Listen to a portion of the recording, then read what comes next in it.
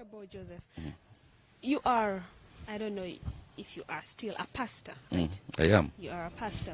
And rumor has it that Prophet Mbonye is a brain behind your running for presidency. How true is that?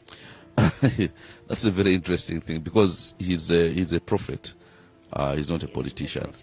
And if he had been a political person, then you would say he's the brains behind my political. So he's that's not true. You understand?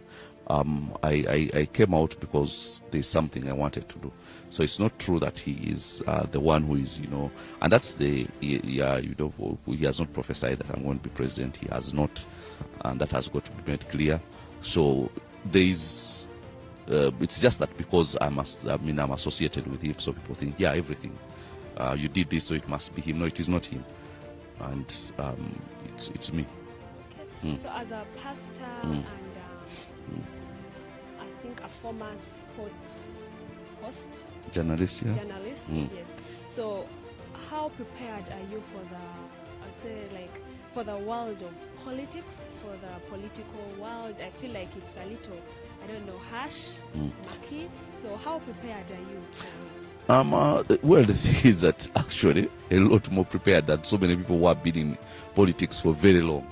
Now, I would want you to compare what was speaking yesterday at the manifesto launch to some of the others that I have seen.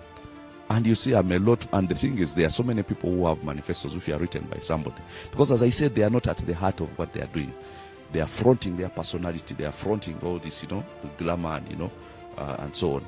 Now, I, on the other hand, was very much at the heart of what my manifesto is saying.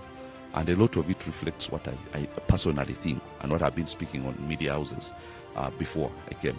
So the people who were helping me write the manifesto, and I did a lot of the writing myself, but those who assisted me writing in certain areas, because they're experts in it, reflect what I say in those areas. So you ask them about their foreign policy, ask them about all these other things. You'll find that actually those who have been in politics for so many years, when if I'd spoken about foreign policy and about the things which I intend to do in foreign policy, you'd find people who have been in politics 20 years copying what I'm saying. Because they're not prepared. And the thing is, it's not about the people. It's about themselves. And that's what it has been. It's about personality. So and I'm talking about even people who have been in opposition politics for very long, who have been there, that, and so on, and they are bringing all these things. So the reality is, I've not been at this for so long, probably about 3 years since I decided I'm going to do it, and I started doing a lot of my preparation. But as with everything else, I do it with a lot of intensity, my preparation, and I don't get into things haphazardly. I actually get in with the whole heart and soul. So I got in there, I understood how countries run, I studied a lot about other things, made comparisons with other nations, and saw where they are better than us and where we can actually outcompete them and become better than them. So when I come, I'm actually a lot more prepared. I might not be prepared for actual, but in terms of the preparation to be there, there's a preparation that you cannot get outside of being there. And now actually, the only person who has preparation on knowing how to be president is Museveni. He has been president for 35 years. Everybody else has never been president. So in that regard, we are all new. Okay? So now, what makes us prepared? What we are saying about what we are going to do when we're there. That's how you tell somebody who is prepared. The only person who can say that I have been there is him. And I'm sure not too many, or if not, I don't know who would want him, because we've seen what damage he can do. Now, when you speak, listen to all the other people. And there will come times when everybody has to stand there and speak and be listened to. Then you will see that I'm the most prepared, even among those who have been in politics for so long. Well, speaking of the heart, I had to speak of the heart in this. It's very, very hard, I would say. I'm sure it's very hard for some Ugandans to apprehend the fact that you're in this race to win it. Like, it seems like you're in it for, it doesn't seem like, but then, like, for a Ugandan there that has a mindset that you would be in this for status or for, I don't know what. But then, like, it's very, very hard to apprehend that you're in it to win it. So, what would you tell someone that has a mindset of that sort? Here's the thing. You don't go through what we go through, even just getting nominated, unless, of course, there are people who are behind you. And there are some of those who came for purposes ABC. But you don't go through what we've gone through just for the purpose of whatever it is. I mean, Ugandans are so used to a certain petty lifestyle that you come and say, status. I mean, I had status before this. What do I need? I'm spending money which I could be spending somewhere else. I could be building a grand house for myself. You understand? So what kind of fool would I be? So you have to think beyond the way people have been thinking. And you see, there's that guy who said that the problems that we face in our society can only be solved at a higher level of thinking than the level that created the problems. So if you want to see a better Uganda, you have to stop thinking like the normal Ugandan thinking, because then you stay there. You cannot go beyond it. So the reality is that you come this far and you've been through a lot of things, okay, some of which we never talk about. All your life turned around and you've been through a lot of things, and then somebody comes and says that things like that, it is quite frankly, like, I'll try to be mild here, not the wisest way of thinking, but the thing is, they will know that I'm in it to win it when I win it, because I know, because they are thinking, where your vote's going to come from and so on. I know exactly where they're coming from, and I know there are people, there's people who are going to take on the streets because they are that kind of person, and there are people who are going to want to attract people on the streets. And I'll tell you this, if I wanted to do that sort of thing, I would do it. It just takes an extra bit of money to pay some people here and what, and they all. I don't want that. I want to speak, and I say that I want to speak to people's minds. I want to speak to their minds, and I want to trigger their reasoning capacity rather than their drama instinct. And now, if I cannot stir up your mind, then I don't want to stir up your feet. Okay?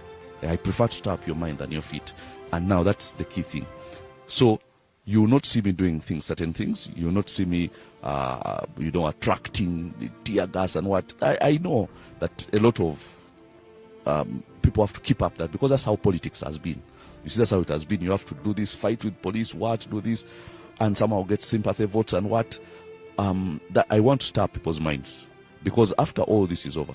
By the way, let me tell you, that kind of politics is the Museveni politics, where you're expecting his security forces to come and what, then you show people, you see they have taken off what, they are doing this and this to me, that is, they have taken off my shoes and what, then you attract a certain kind of people.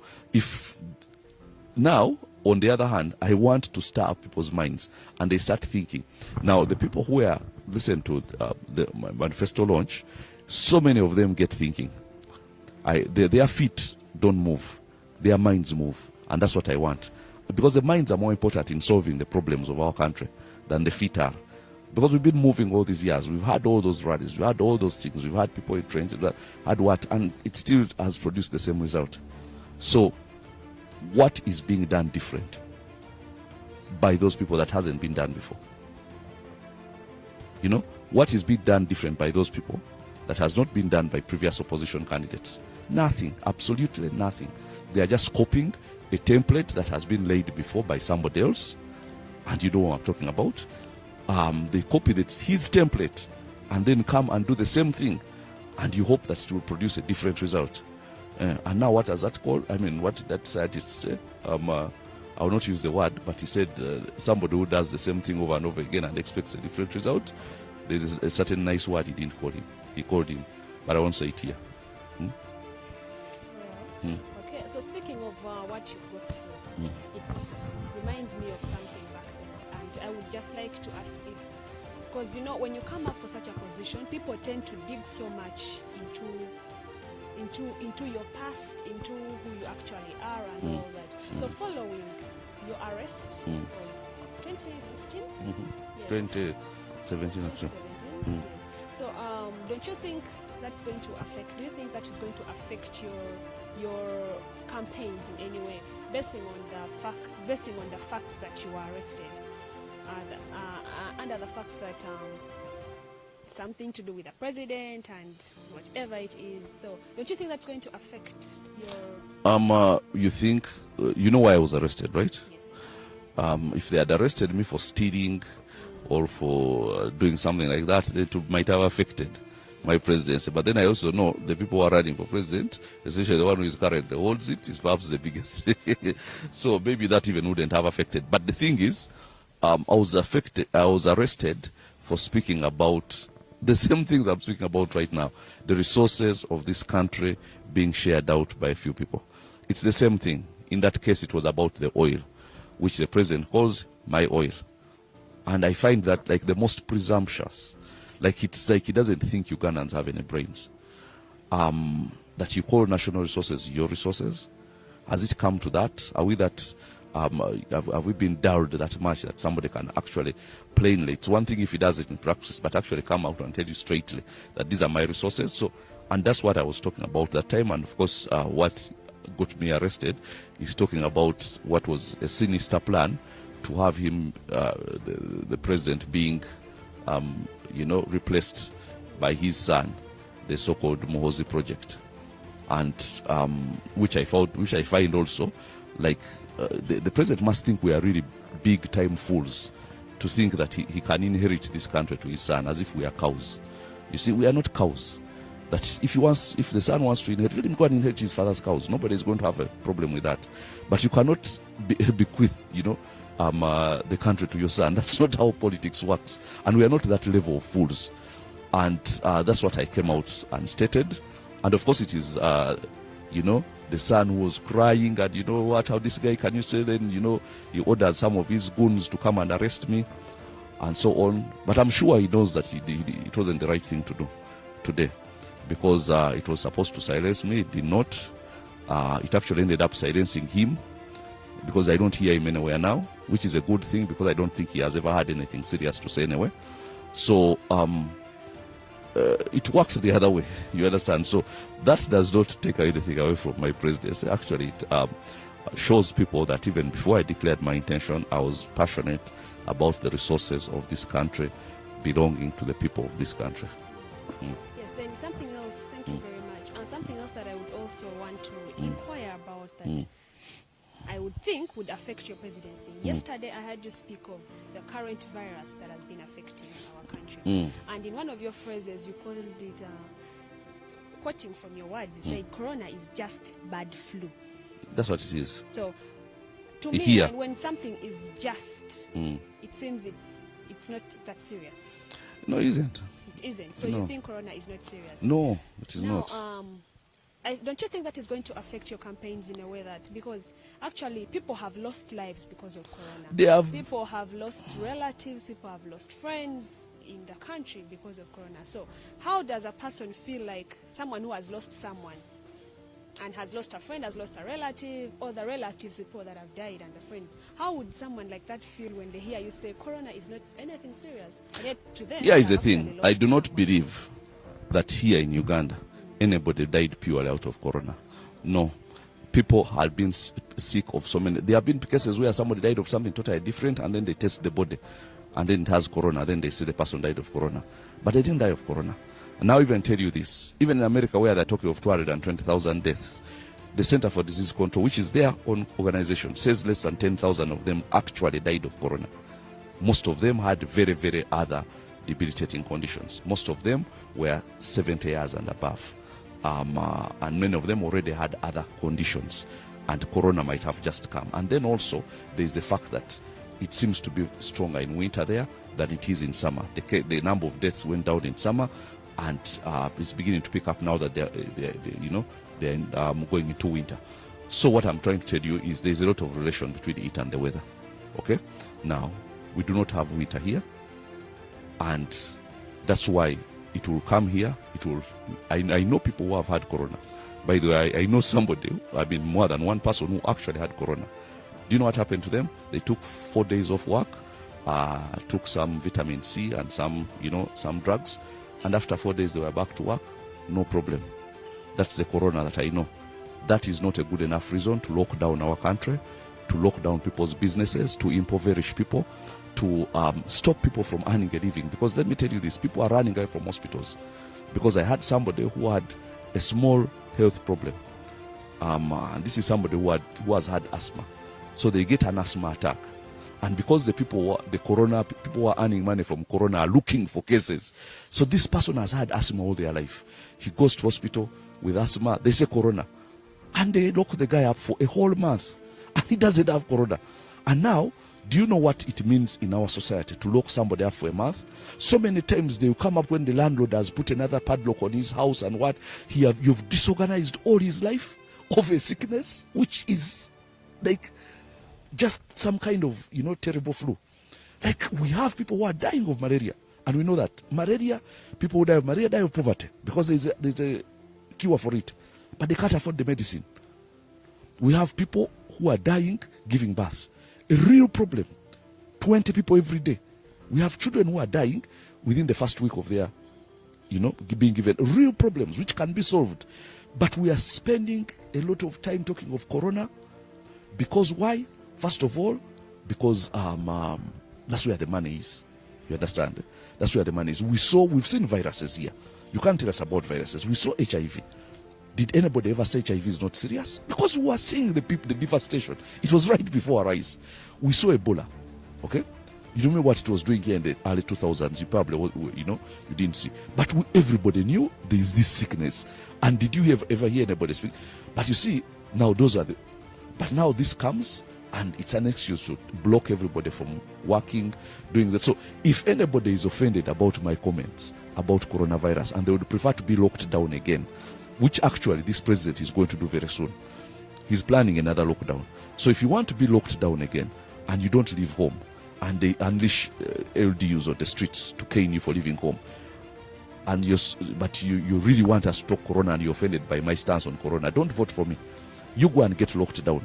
Okay? But I know that is not what our country wants. We don't want to be locked down again. I know people who even in America, they said 60% of the businesses which were thriving before the lockdown are never going to come back.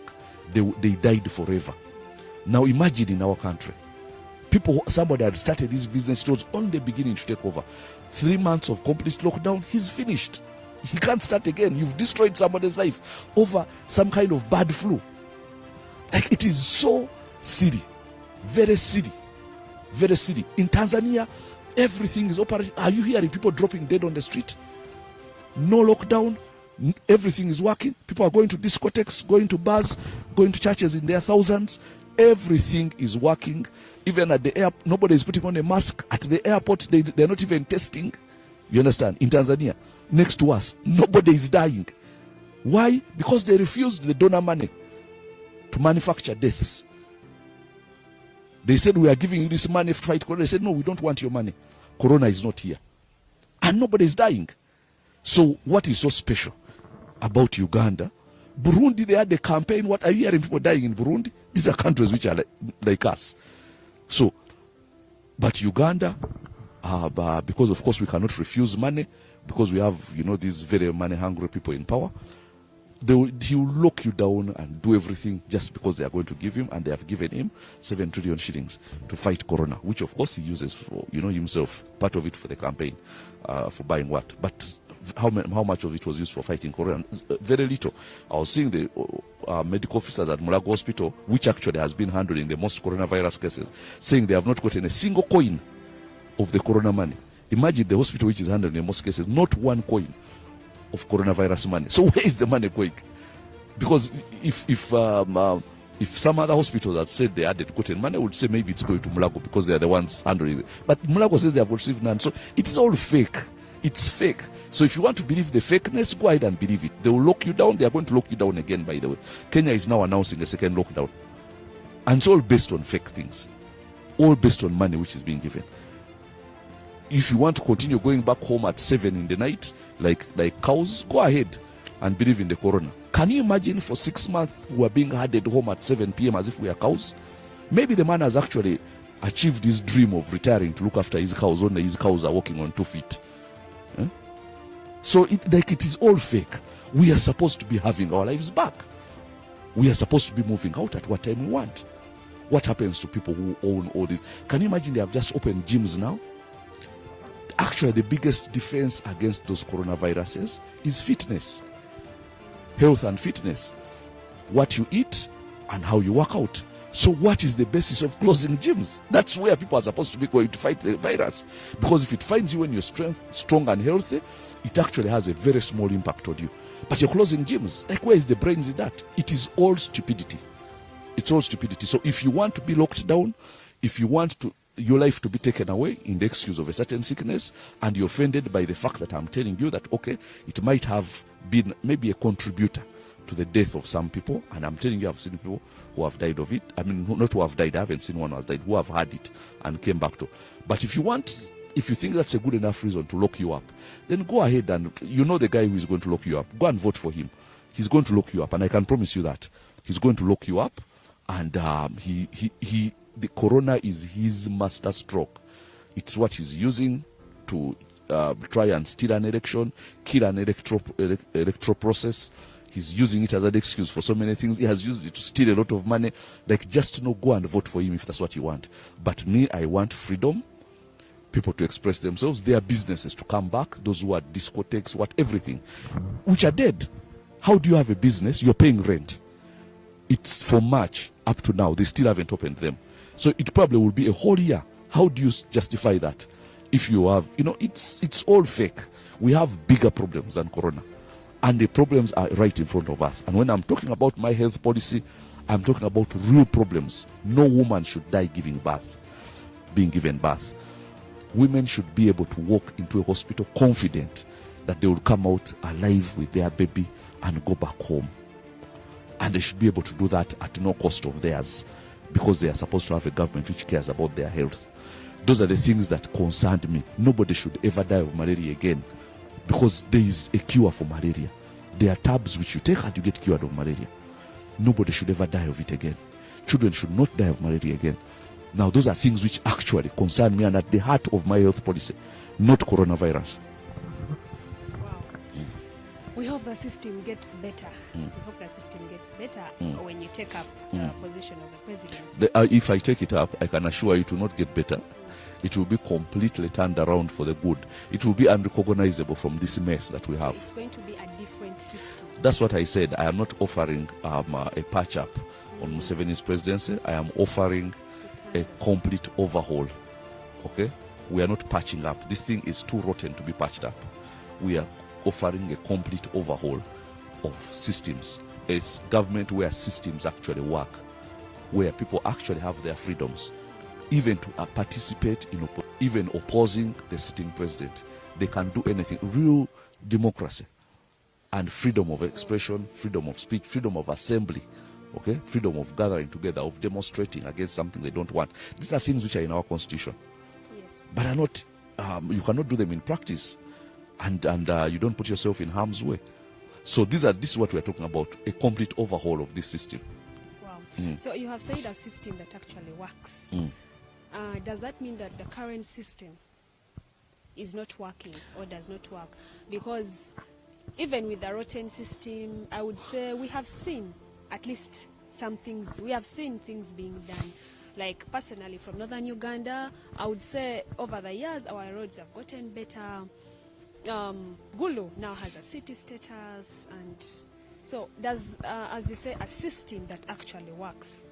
You are going to put up a system that actually works. Does that mean that the current system doesn't work? That's what you had asked the question. Yes, about the system not working. No, of course that means the system is not working. You try to step out and try to pursue something. I spoke about try to pursue a land title. I'm sure you've not. Try to get something basic. Now this whole city status, what does it take to be? It just takes a political decision to declare Gulu a city status. Did he build the things here? Did he build any of the structures here? Is he the one who had these buildings? Now, what I would do is I would actually make Gulu a real city. And I told you how, by putting an airport here and an international airport here, and actually transforming the lives of people in the way that Gulu will not just be called a city because of a political decision, but will be a true city in the true sense of the word. Because you go there, countries like Kenya have 3 cities, and all those cities have international airports. All of them have, not that we can have international airports in all the cities of Uganda, that is unrealistic, but we can build them, because all these cities have things which some economic activity that they can do to actually justify, all that city status. So Gulu has a lot of economic activity and things that can happen here. I spoke about the Nesadade manifesto launch. So is Arua, so is Soroti, so is Lira, and so is the other city, Fort Porto, and so on. All these are cities that actually have a basis on which you can build around an economic activity. So that you don't just say, okay, I've made you a city, and you walk away. That's not how it works. Okay, cities are come out of some serious activities that make it a big metropolis. Now, of course, Gulu has a lot of the raw material that we need to make it a truly functional city, so that when somebody comes from abroad and says you've arrived in Gulu city, he says, yeah, this is a city. Okay, and that's what I want. And it will be done in the first 3 years of my presidency, where people say, wow, this is a city, not just in name, but in every way, in status and in everything. So that's a system that works. Wow. Okay, we hope so, because as Northern Uganda, being hit by the war back then, it's been very, very hard for the people to rise, especially back in the rural areas and deep down in the villages. A lot of systems have been on hold, education and everything. We've seen early marriages, forced marriages, and generally, as Northern Uganda, the war affected the people so much, and it has held us back. So I hope there are certain strategies that you've laid down to help the people of Northern Uganda in particular that were affected by the war to rise again. That's precisely why I actually chose to launch my manifesto in this place, because it's Gulu, I think, is the capital of this Northern Uganda. Okay, they are really Gulu and Lira, but there is a lot of affirmative action that has to be done for the people of this place, to bring them up to make them forget those wasted years when things were not happening, when people were staying in camps. And that's a very big shame on our past, that we actually go to a place where people had to leave their homes and go and stay in camps. But we want them to forget that. We can't change the past, but we can actually make them forget that. When the things we talk about, when they actually are tilling their land and getting very good money out of it, getting really good money out of it, and they have money in their pockets, and they are confident about themselves, about everything, they can start expressing political opinions. Because you see, one of the reasons politicians like Museveni don't want people to become rich is because when people become rich, they start having opinions politically, and they start wanting to change government. Middle class people are the ones who change government. They sponsor candidates, they demand that candidates come and speak to their minds. Middle class people will not ask for a bicycle or for money for a vote. No, he has enough of that. He just wants to tell you, what policies are you going to do that are going to make my business thrive more, my line of trade thrive, and so on. So that's why he prefers the peasantry, and he has tried to keep as much as possible to keep people in peasantry. So this is what we want to change our society, our communities away from peasantry, because we have the raw material to do it. Now, if there's any good thing that we can come out of that period, as bad as it was, there's only one good thing. That is that the land was in fallow, was not being tilled. So it is very fertile right now. So now we can use that one good thing to turn people's lives around. And it's very easy. With good government, very easy. That same land which is there, and people get money with the help of their government. And the things I spoke about at the launch yesterday, of having real serious district agriculture officers who tell them what to plant, give them expert advice on how to plant it, and the fertilizers to use, and so on. And then they can go and sell that produce and get money. They can even go and get a loan off that produce, because you say, I have these acres of maize and government is going to give me this amount of money from my maize. So based on that, I can go and get a loan in case I'm, in urgent need of money. And they get it, and they will pay it back, because the money will be paid to them. To end things like, peasantry. Not that we'll end it entirely, but at least to get 70% of the peasants out of peasantry and into some kind of status as owners of the land. Now there are countries around us which are doing that. The land is very lucrative, and people think it has to be jobs, go through university, get jobs. No, the land is more lucrative than those jobs, especially in an economy like ours, because a job is going to give you, if a Ugandan has a job of, let's say, 1.5 million, that's a good job by Ugandan standards. The land can give you 10 million. The land can start at the beginning. Let's say I'm talking about 1 acre of land. 1 acre of land can give you at the start, can give you 8 million a year. Okay, that's about about less than $1 million a month, maybe about 800,000 a month. For a start, that's not bad. Now, by the next time, it's more. If you have 2 acres, you don't need a corporate job. If you have 4 acres, you're rich. You're rich. And how many of you people have that amount of land in your place? Many of your families have that land. But you've not been told how you can make that land, turn that land into money. And this is what we are here to say. You can turn that land into actual money. Now, if you can make 8 million with 1 acre, imagine if you made 24 million, actually 32 million, that's 8 times 4 in a year. Your jobs here don't give you that much. They don't. Because that's almost 2.5 million, 3 million a month. Those jobs here don't give you that much. You understand? And that's even just a start. That money can grow and grow and grow and grow from the same piece of land, as we keep on getting markets for different produce, and we keep on learning different agricultural methods that improve, yields. And that's what we will task the district agriculture officers to do. We will tell them how we want more of this from these people. The purpose is to make those people rich. But you see, you put the district agriculture officer under pressure, to put the people under pressure to get more produce for their own good. Because then they get more produce, they get more money. You understand? For their own good. So people have to be put on pressure to get rich, because some people are comfortable being poor. And if you are poor people make a poor country. So we need you rich for our country to be rich. We will force you to be rich. Then when you get there, you realize that actually being rich is good. It wasn't a bad thing after all. Because some people be in poverty so long, and they even don't want to conceptualize the time when they have money in their pockets and they can live middle class lifestyles and so on. But we want to change that. So this is the reason why I'm in this race. And these are the things which I will do. So now the only thing people have to do while listening to this TV is just go and vote for me.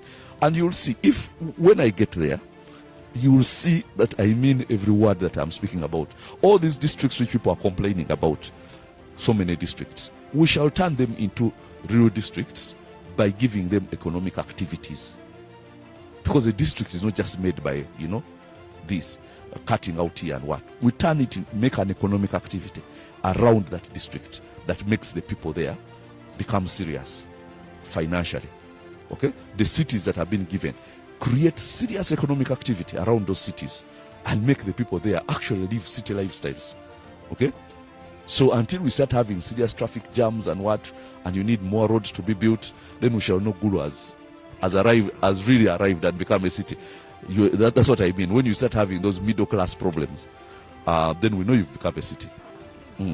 So catch me after this break as we come to the end of the show today. So maybe just as we come to the end of the show, don't you think running for state power is going to affect your ministry? No, it is not. It will not, because here's the thing. I've done other things alongside ministry, and actually a lot of what I'm planning is actually ministry. The things that I do them as ministry to the people. Ministry means some service to the people. Now, when I do the things that I'm promising and the people become, wealthy, that is ministry. And actually, that makes God happy. That his people are no longer suffering. They are now living good lives. Because it makes God happy when the people of God are living good lives. He doesn't want his people to suffer. So I'm sure God will reward me for that when I make his people wealthy. So go and make my people rich. Oh, wow. Okay. And then the Lord said to me, go and make my people rich. And then I said, here I am, send me, Lord. I will make them rich. Interesting. So, there is a hashtag that is trending one of these days on social media that says, end police brutality. So, we hope that when you get into power, that the people will actually feel safe with the police instead of fearing for their lives. Of course, you can't have I told you here, we'll have real freedom. When I was talking about the COVID thing, I said we'll have real freedom. Because one of the things that, of course, police brutality has been on for a while, and I've suffered the brunt of it. I've had, myself being brutalized by police. But freedom is when you have the right to go and demonstrate about something you don't like. It's in the Constitution. The right to assemble, the right to demonstrate, the right to do what, and they do not interrupt you unless you start, they just protect you, and that's the purpose of police. The thing, though, is, of course, some policemen will just do what they have to do, they are obeying orders and so on, so they're also part of a rotten system.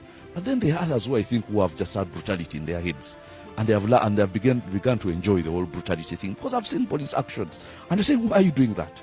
You see a policeman beating an old woman, and they say, are you kidding me? What kind of person are you? And for no reason whatsoever. And it shocks you, and they are beating women who are carrying, mangoes, looking after. And there is a lot of sadness that has come as a result of some of these things. And we cannot let any of that be a feature anywhere. That is all going to go with Museveni. All that goes with Museveni. Because he's the one who has militarized police. First of all, the first thing we shall do is make sure that the military and the police are separate. Because trained policemen do not do certain things. Because their training is different. Okay? They are trained to do investigations, arrest suspects, come up with evidence, take them to court. The training is different. Now, there is all the militarization of police. And there are people in police uniforms who are actually soldiers. And that's a travesty, because a soldier's training is different from a police person's. So and I'm not saying that all policemen are clean by any chance, or that all the people who are beating up people are soldiers in police uniform. No, but we have to first separate them. Police and army are different entities, and let police be police. Even this thing of appointing generals to lead police, that has to end. Let police be police, and let army be army. Then let them all do their work accordingly. Let policemen go through the ranks the way it used to be, because everything here was put. Do you know this is only government which appoints permanent secretaries? Permanent secretaries are not appointed. There are people who go through the civil service and go to the top and come to the level of permanent secretary. That is a civil service, position. But this government comes and starts appointing permanent secretaries. That is not how there are things which people have become used to, but they are so